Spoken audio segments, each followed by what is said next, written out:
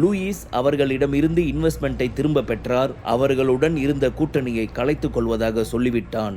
அது மட்டும் இல்லாது அவர்களை தாக்குவதற்காக பாடிகார்ட்ஸையும் அனுப்பி வைத்தான். ஏன் இப்படி நடக்கிறது என்பது அவர்கள் இருவருக்குமே புரியவில்லை. அதே சமயம் ஆர்யா மேத்தாவும் அவனை போனில் மோசமாக திட்டினான். பல வார்த்தைகளுக்கு பிறகு இனிவரும் காலங்களில் கண்டிப்பாக தன்னை வந்து பார்க்கவே கூடாது, மீறி பார்த்தால் அந்த நிமிடமே அவர்களது உயிர் பிரிந்துவிடும் என்று எச்சரித்தான்.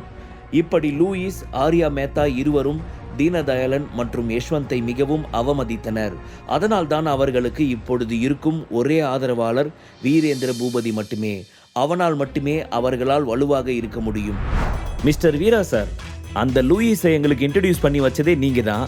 அவன் இப்படி ஆள் வச்சு எங்களை அடிச்சது சரியா? நீங்களே சொல்லுங்க பாப்போம் என்று தீனதயாளன் கேட்டான். அடக்கடவுளே, என்ன இவனுங்க! நானே என் உயிருக்கு பயந்து ஐயோ அம்மானு தப்பிச்சு ஓடிக்கிட்டு இருக்கேன். இந்த டைம்ல வந்து என்கிட்ட இவனுங்க பஞ்சாயத்து பேசிக்கிட்டு இருக்காங்க என்று தனக்குத்தானே புலம்பியவன் அவர்களிடம், நீங்க 2 பேரும் உடனே இங்கிருந்து கிளம்புங்க என்று கோபத்துடன் கத்தினான். என்ன மிஸ்டர் வீரா சார், என்னாச்சு உங்களுக்கு? எதுக்காக இவ்வளவு கோபமா கத்துறீங்க என்று தீனதயாளன் குழப்பத்துடன் கேட்க, அப்பொழுதுதான் அவனையும் அவனது தோற்றத்தையும் மேலிருந்து கீழ் வரை கவனித்தான் யஷ்வந்த். ஏனோ தெரியவில்லை, இப்பொழுது தங்கள் கண்முன் நிற்கும் வீரேந்திரனின் தோற்றத்தை பார்ப்பதற்கு சிரிப்புதான் வந்தது. இதற்கு முன் இருந்த வீரேந்திரனுக்கும் இப்பொழுது தங்கள் முன் இருக்கும் வீரேந்திரனை பார்ப்பதற்கும் நிறைய வித்தியாசங்கள் இருந்தது. அதனால் யஷ்வந்த் அவனிடம், மன்னிக்கணும் மிஸ்டர் வீரா சார், நான் உங்களை சரியா கவனிக்கலன்னு நினைக்கிறேன். உங்க உடம்பு ஏன் இந்த அளவுக்கு காயமா இருக்கு? உங்களுக்கு என்ன ஆச்சு? எதுக்காக இப்படி வளைஞ்சு நெளிஞ்சு நின்று பேசிக்கிட்டு இருக்கீங்க என்று யஷ்வந்த் நக்கலாக கேட்டவாறு சிரித்தான். அதை கேட்ட வீரேந்திரனின் முகம் கோபத்தில் சிவந்தது. உடனே அவன் யஷ்வந்தின் முகத்தில் பலமாக அடித்தான். அவன் எதற்காக இப்படி தன்னை அடித்தான் என்று யஷ்வந்திற்கு புரியவில்லை. அவனது இந்த நடவடிக்கையும் அவன் தோற்றத்தையும் பார்த்தவர்கள் என்ன நடந்தது என்று ஒன்றும் புரியாமல் குழம்பினர். என்னடா விட்டா, நீங்க 2 பேரும் என் முன்னாடி இவ்வளவு அதிகமா பேசிட்டு இருக்கீங்க? என்ன ஒரு வார்த்தை நீங்க என்ன கிண்டல் பண்ற மாதிரி ஏதாவது பேசுனீங்க, உங்க 2 பேரையும் சாவடிச்சிடுவேன். என்ன பயம் விட்டு போச்சா? நான் இப்பவே பாம்பேக்கு போறேன். அது மட்டும் இல்லாம இப்பவே இந்த நிமிஷமே நான் இந்த புது புருஷோத்தமன் ஆர்னமெண்ட்ஸ் குரூப்ல இருந்து விலகிக்கிறேன். அண்ட் என்னுடைய இன்வெஸ்ட்மெண்ட், நான் இங்க இருந்ததை பத்தி யாருக்குமே எந்த ஒரு விஷயமும் தெரியக்கூடாதுன்னு சொல்லியிருந்தேன். ஆனா அதையும் மீறி வெளியே போயிருக்கு. அது மூலமா எனக்கு வந்த ஆபத்தை பார்த்து நீங்க பதறாட்டியும் பரவாயில்ல, நான் அமைதியா போயிருப்பேன். ஆனா எவ்வளவு துணிச்சல் இருந்துச்சுன்னா என்னை கிண்டல் பண்ணி பேசி சிரிச்சிருப்பீங்க. கண்டிப்பா இதுக்கான பலனை நீங்க அனுபவிப்பீங்க. அதோட ஃபர்ஸ்ட் அட்டாக் தான் நான் இந்த கம்பெனியில இருந்து ரிலீஸ் ஆகுறது. என்னோட இன்வெஸ்ட்மெண்ட் இம்மீடியட்டா என்னோட பேங்க் அக்கௌண்ட்ல வந்து ஆட் ஆகி ஆகணும், இல்ல என்று அவர்களை விரல் நீட்டி மிரட்டிய வீரேந்திரன் தனது பாடிகார்ட்ஸை அழைத்து கொண்டு அங்கிருந்து புறப்பட்டான். என்ன நடந்துச்சு இந்த ஆளுக்கு? வந்தான், பேசினான், அடிச்சான். ஆல்ரெடி உடம்பெல்லாம் காயமா இருந்துச்சு. இப்ப 4 பேரை அழைச்சிக்கிட்டு தட்டு மாதிரி போயிட்டு இருக்கான். ஒண்ணுமே புரியலையே என்று தீனதயாளன் ஏமாற்றம் தோய்ந்த முகத்துடன் சொன்னான். ஆரம்பத்தில் சுரபிக்கு எதிராக இது போன்று ஒரு கம்பெனியை தொடங்கலாம் என்று யஷ்வந்தும் தீனதயாளனும் முடிவு செய்த பொழுது அதற்கு சிறந்த முதலீட்டாளர்களை தேடலாம் என்று அவர்கள் பிளான் செய்து கொண்டிருந்த சமயத்தில் அவர்களுக்கு இத்தனை பெரிய பெரிய முதலீட்டாளர்கள் கிடைத்தது தேடாமல் கிடைத்த புதையல் போன்று நினைத்து இருவரும் சந்தோஷத்தில் குதூகலித்தனர். ஆனால் இப்பொழுது தொடர்ந்து தங்கள் கைவசம் இருந்த அனைத்து இன்வெஸ்டர்களும் அவர்களாகவே விலகி கொண்டு செல்வதும் அவர்கள் தங்கள் மீது கோபமாகவும் தங்களை தாக்குவதற்கும் தயாராகவும் இருப்பதை நினைத்து தீனதயாளன், யஷ்வந்த் யாருக்குமே ஒன்றுமே புரியவில்லை.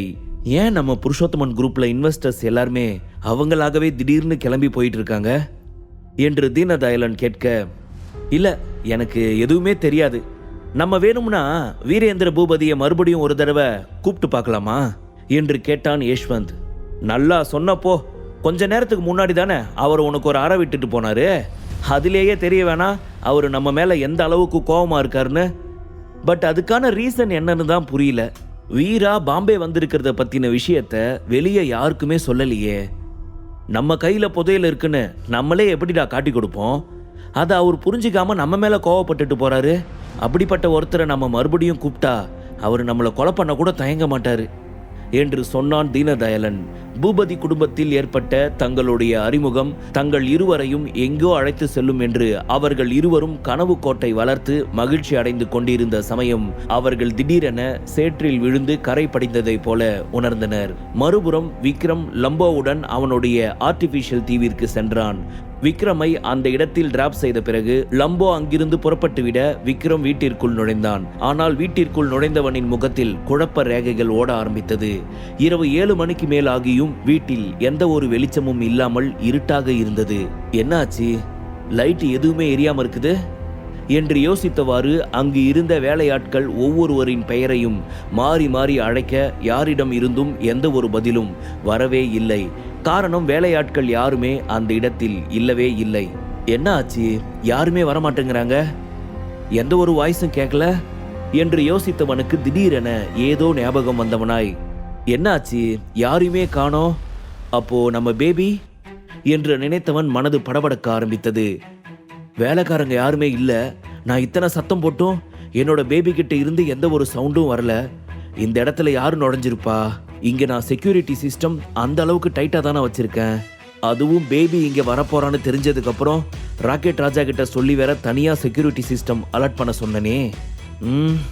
அவகிட்ட இருந்து நான் இவ்வளவு கத்தியும் எந்த ஒரு ரெஸ்பான்ஸும் வரல என்று யோசித்தவன் பதட்டமான குரலில், பேபி பேபி நீ இருக்கியா? எங்க இருக்க பேபி?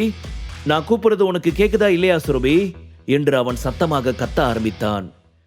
என்ன நடக்குது என்று ஒன்றும் புரியாமல் அவன் லைட்டை ஆன் செய்வதற்காக சுவிட்ச் போர்டை நோக்கி சென்ற சமயம் திடீரென அந்த சுவிட்ச் போர்டுக்கு அருகில் பின்னால் இருக்கும் ஸ்டெப்ஸில் ஏதோ ஒரு வெளிச்சம் பிரகாசமாக தோன்றுவதை போல் உணர்ந்தான்.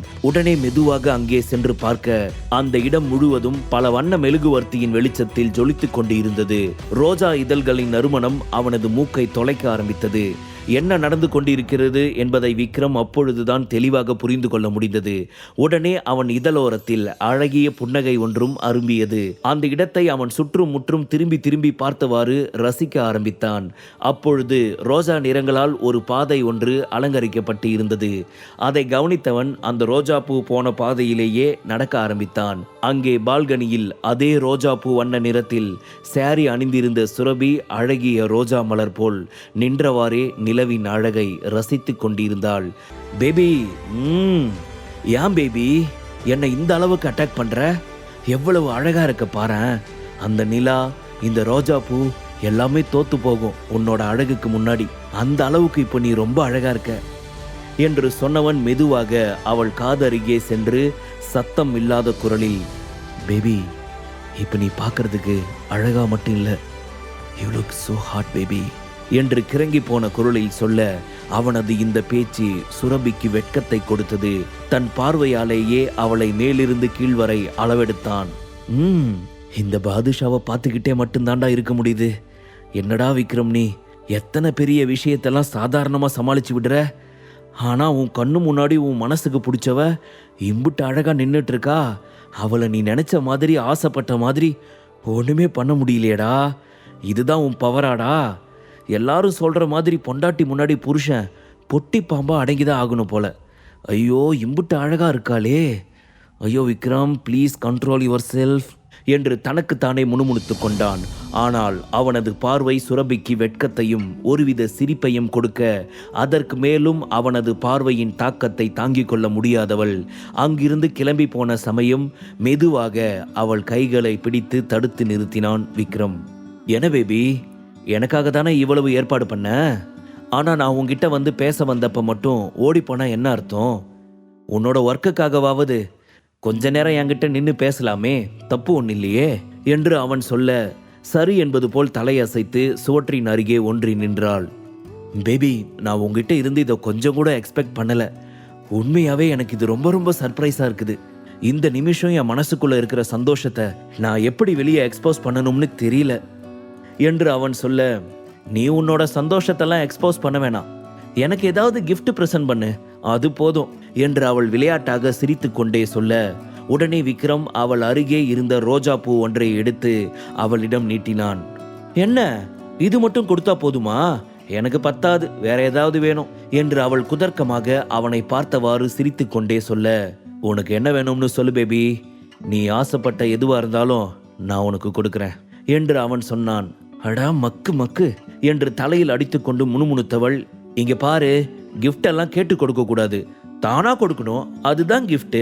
பிடிச்சவங்க ஏதாவது ஒரு பொருளை கொடுத்தா அதை மனசார வாங்கிக்கிறதுல எந்த அளவுக்கு சந்தோஷம் இருக்கும் தெரியுமா விக்ரம் என்று சொல்லிவிட்டு அவள் அவனை கள்ள பார்வை ஒன்று பார்க்க, ஓ மேடம் அப்படி சொல்றீங்க, எனக்கு புரியுது. சரி, அப்படின்னா நான் உனக்கு ஒரு gift கொடுக்கணும்னு ஆசைப்படுறேன். இது என்னோட பல நாள் விருப்பம். இப்போ உன்னை இம்புட்டு அழகா பார்த்ததும் அந்த ஆசை இன்னும் அதிகமாயிடுச்சு. ஸோ நான் அதவே உனக்கு கிஃப்டாக கொடுக்கட்டுமா என்று அவன் கேட்டுக்கொண்டே அவளை நோக்கி முன்னால் 2 அடி எடுத்து வைத்தான். சுவற்றின் அருகே நின்று கொண்டிருந்த சுரபி பின்னால் 2 அடி நகன்று, என்ன கிஃப்ட் என்று சத்தம் இல்லாத குரலில் வார்த்தைகள் வர தவித்தவாறு கேட்டாள். பயத்திலும் பதட்டத்திலும் அவளது கண்கள் படபடவென துடிக்க ஆரம்பித்தது. இதழ்களில் ஒளிந்திருக்கும் சிரிப்பு எப்பொழுது வேண்டுமானாலும் வெளியே வந்துவிடலாம் என்று துடித்து கொண்டிருக்க, வெட்கத்தில் அவளது கன்னம் அனைத்தும் சிவந்து போனது. ஒரு கட்டத்திற்கு மேல் அவளால் விக்ரமை பார்க்கவே முடியவில்லை. இதயம் படபடவென துடிக்க ஆரம்பித்தது. மேலும் அவளால் அவன் முன் நிற்க முடியவில்லை. அந்த அளவிற்கு விக்ரமின் பார்வை அவளை வெட்கத்தில் ஆட்கொள்ள வைத்தது. ஆசையை பாரு, இந்த மாதிரி ஆசை எல்லாம் உனக்கு இருக்கக்கூடாதுன்னு சொல்லியிருக்கல என்று சிரித்தவாறு சொன்னவள் அங்கிருந்து ஓடப்போன சமயம் விக்ரம் அவளது இடையை பிடித்து இழுத்தவாறு சோற்றில் சாய்க்க அவனும் அவளை நோக்கி நெருங்கினான். அவனிடமிருந்து இதை துளியும் எதிர்பார்க்காதவள் அவனிடம் இருந்து விலகி போக முயற்சி செய்ய விக்ரமோ தன் 2 கைகளாலும் அவளை லாக் செய்து விட்டான். எந்த பக்கம் தப்பிக்க நினைத்தாலும் விக்ரம் அவளை விடுவதாகவே இல்லை. ஒரு கட்டத்திற்கு மேல் போராடி பார்த்தவள் சலித்து போய் அவனுக்கு நேருக்கு நேராய் நிற்க ஆரம்பித்தாள். அவளிடம் இன்னும் தனது நெருக்கத்தை அதிகரித்தவன் தன்னுடைய இதழ்களை அவள் இதழ்களை நோக்கி சென்றான். அதை கண்டவளின் இதயம் படபடவென துடித்தது. ஒருவித பயத்தில் கண்கள் அப்பொழுது அவளையும் அறியாமல் மூடிக்கொண்டது. முழு கதையையும் கேட்டு மகிழ பாக்கெட் FM ஆப்பை டவுன்லோட் செய்யுங்கள். லிங்க் டிஸ்கிரிப்ஷனில் கொடுக்கப்பட்டுள்ளது.